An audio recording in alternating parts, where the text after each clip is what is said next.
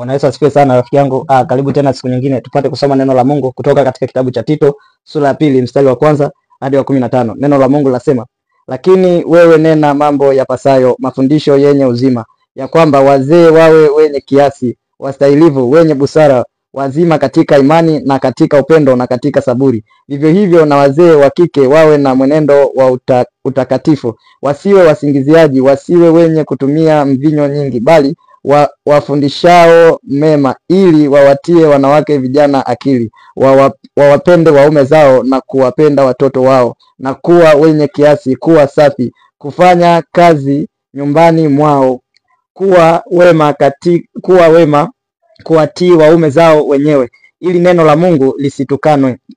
Mstari wa 6.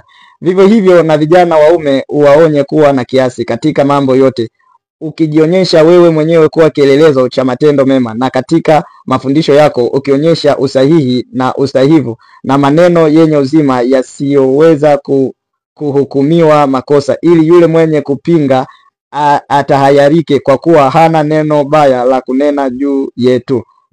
Mstari wa 9.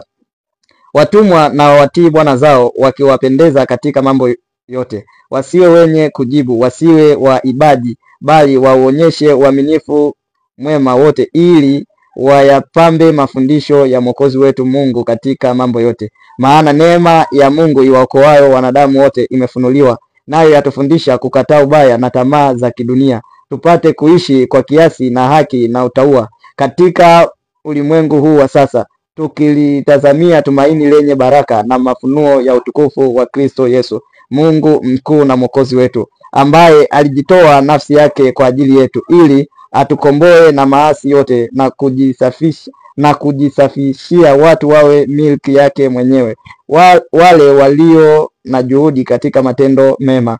Mstari wa 15. Nena maneno hayo, onya na kukaripia kwa mamlaka yote, asikudharau mtu awaye yote. Amen. Amen.